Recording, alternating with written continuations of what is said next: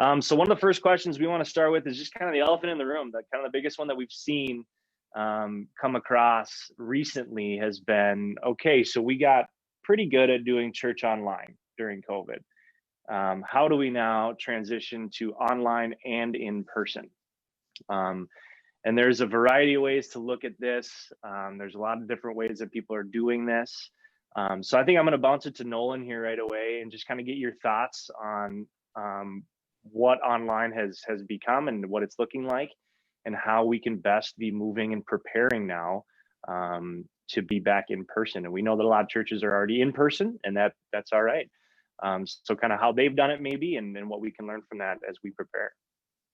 Yeah, and it's crazy. I think that this whole pandemic has really showed many churches that online should have been around for a long time if it hadn't been already. Connecting with the people who are homebound, connecting with people who are outsiders to your church, not just all of a sudden, instead of just connecting with your church members who are in close enough of a radius to get to church every Sunday or whenever you have worship services. And now you can be not just a church for your denomination in your small part of the world, but you are in your small part of that town. But you can now be a church for the world, for anybody, for the outsiders, for not even just Christians, but people who have not heard the love, the word of God for them. So, and I hope you're in that place where you had to do this because of the pandemic and restrictions on how many people could meet.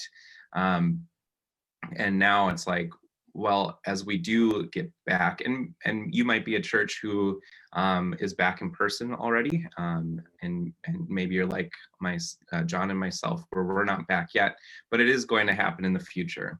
But we don't want to go back in a way that feels like we're going back to normal. We've created this new thing. We're connecting with people in different parts of the nation, in different parts of the world. But how do we do that? Because we don't want to take away from the quality of what we've done online.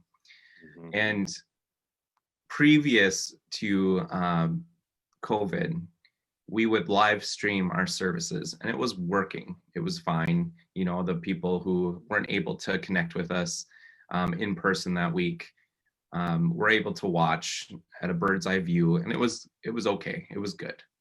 But it was always like, in person is our campus, it's our main campus, and online is that thing we do for the people who can't make it.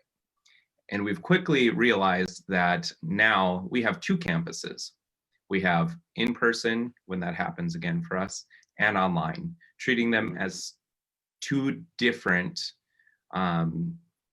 worship campuses that are happening sometimes at the same time.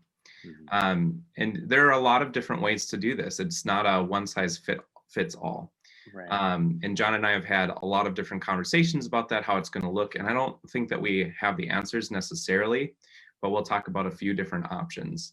One of them is live streaming your service. And we have some tools on our website for that, how to do that well. We have been fans of Switcher Studio, which works with iPads, relatively cheap, very simple. For the average volunteer after a little bit of work, and you can connect with us for us to help you train you through that. It's worked really well. I think you're breaking up a little bit. We're going to, all right, awesome. Fun. About the last 10 seconds, I think. Okay. So if you have any questions about Switcher Studio or a quick, cheap way to get your worship service streamed online, let us know. Another way you can do it is have two different things going on. What you do in person, and then doing something separate for online, which is the way that we're going, so that we can continue to have great in-person experiences and great online experiences. Right. Well, and just to go on that too, as we've been digging into this, I learned that a lot of churches were doing that pre-COVID already. And to me, like I was kind of surprised to hear it. I mean, it makes sense for a lot of different reasons. And I mean, the churches with the teams and the resources and the staffing to execute that, that's great and good for them for building that up when they did. Um, but I learned that a lot of churches were already doing that they had been recording their weekend before, kind of fine tuning that, making sure it's very intentional for the online worshiper. And then that was the online experience the following week. Was a normal for a lot of different churches, and something I hadn't even considered. I think, I mean, if you're anything like me, and I know you are, Nolan, like we've kind of had the experience of online being the other thing we do, like the other way to do outreach. It was kind of the cool thing to try and do for a while, and it became a great way to outreach, to get things online, to reach worshipers like you've been talking about that are not in our communities, that are across the world potentially, to get the message of Jesus out further. And it was just kind of an outreach. It was looked at as outreach. It wasn't looked at as part of actually what we do and how we are a worshiping community. So I found that very interesting that was already happening before. Yeah, it really opened up my eyes personally, just how many different people we can be connecting with. Yeah.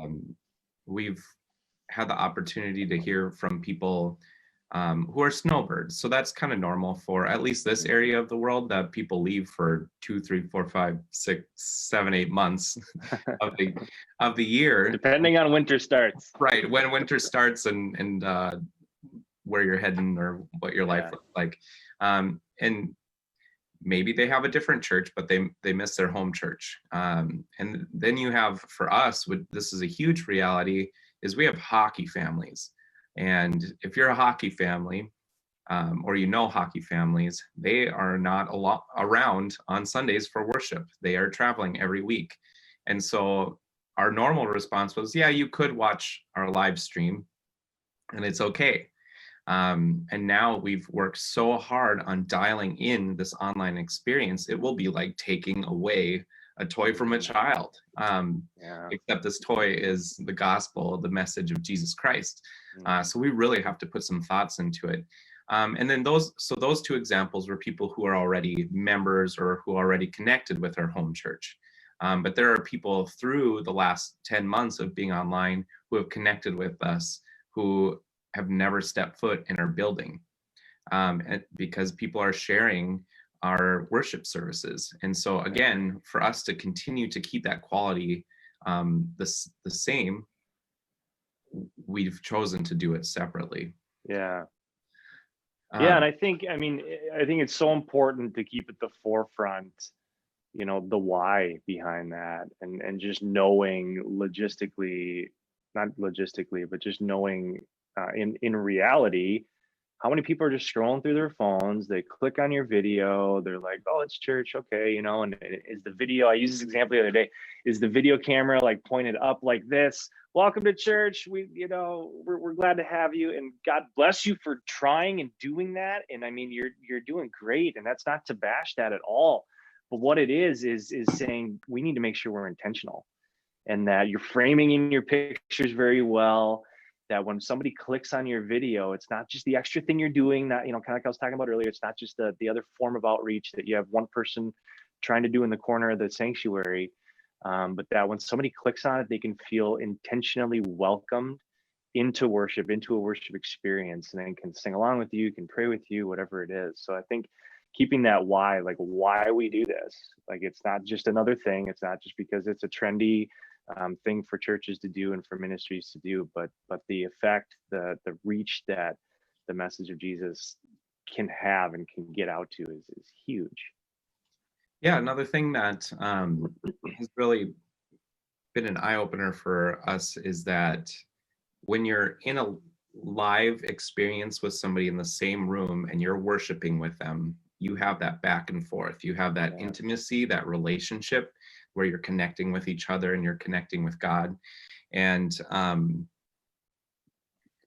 when you do the live stream, you're busy doing your job, whether it's leading worship or serving communion or praying or preaching or whatever it is.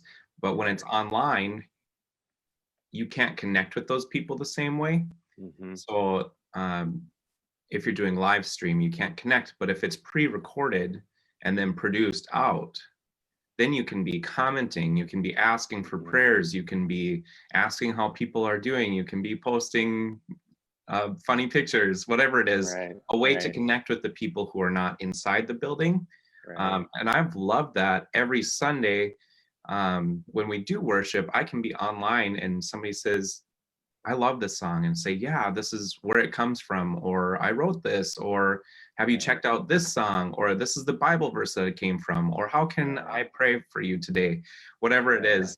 And we have Katie Dahl, who's a magician at Connecting with People, who's the host every single week, connecting with people. And I just think that that creates so much value for the people who are literally across hundreds and hundreds of miles away, but you're in that same space in that worship together. And that's another reason that we love to have this produced online experience so much more. Right. So that kind of brings up a couple things. I mean, there's major value there, something that you wouldn't even experience in person. If I'm in person worshiping at your church, Nolan, and you're up there leading, I can't say like, hey, how did this where did this song come from? How does this work? So the interaction that you're able to develop there is a whole nother level of worship. I mean, it's, yes, you want to be in the moment worshiping, but I think that there's so much value in being able to have those conversations live, and experiencing that moment together. I think that's really cool. So how do we take, what worship was before, in person only, and bring that value onto the internet, into a live experience, while also being able to create some of these new opportunities that technology allows for? I think that's kind of what it comes down to. Okay. We had a comment come in: words on the screen are so helpful so we can sing along. That's a big deal. I remember early on in my ministry, Good Shepherd had screens, but it was such a question of, do we need them? Like, do we really need screens up there? Do we need words available? Like, can we just pull out our books? Can we pull out our hymnals? And just seeing how that's evolved from those questions to where we are now. And how we've been able to, by putting in screens, create this technology, create a new system that puts screens up that are visible, that we can now take that feed and put it right into Facebook, or YouTube, or wherever we're streaming at. And similar to how we're doing a Zoom call right now, where it's side by side, you can see the worship leader or the band or the whatever on one side, you can see the screen on the other side. And one way we've been able to tackle that, just to get into nuts and bolts just a little bit, is Switcher Studio, which Nolan mentioned earlier. We used to use a program called Switcher Studio, which I highly recommend for churches that are just getting started and trying to figure this thing out. It's an Apple iOS based software that you can use for different iPads. And you have one iPad that can be your camera, and you have another iPad that works wirelessly with that iPad, that you can control if it's ProPresenter being broadcasted, or any kind of whatever you use for software to project lyrics up, can be added into the live feed. And just taking those steps intentionally of, okay, why isn't our worship working very well online? Okay, words on the screen, that's a big barrier. That's the big thing. How do we get that done? Okay, we need a program like Switcher Studio. We need a program similar to that, that's able to bring in ultimately two media sources to be able to bring that experience online. And I think it's so quick to be overlooked. I mean, that was when we were first trying it. We had an iPad in the corner of the room, and it was our big barrier. We're like, okay, this isn't working, because just having an iPad in the corner of the room shooting the entire sanctuary doesn't, while it gets the worship experience online, it doesn't make it easy for the worshiper online to be able to engage and worship from wherever they're at. So it was starting to take those next steps of, how do we do it? And that's when we found Switcher. And luckily, I thank God all the time that we started that transition 5-6 years ago, of going, how do we do this well? And we didn't have to hustle into it when COVID hit.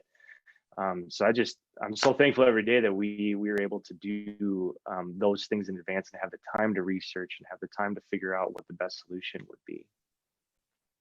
Yeah, that's good. That all being said, too, if you're watching right now, we're super happy to help you walk through these things. If you want to set up a Zoom call with us, just like this, we can talk through the different options that are available to get this done for your church and to get it done well.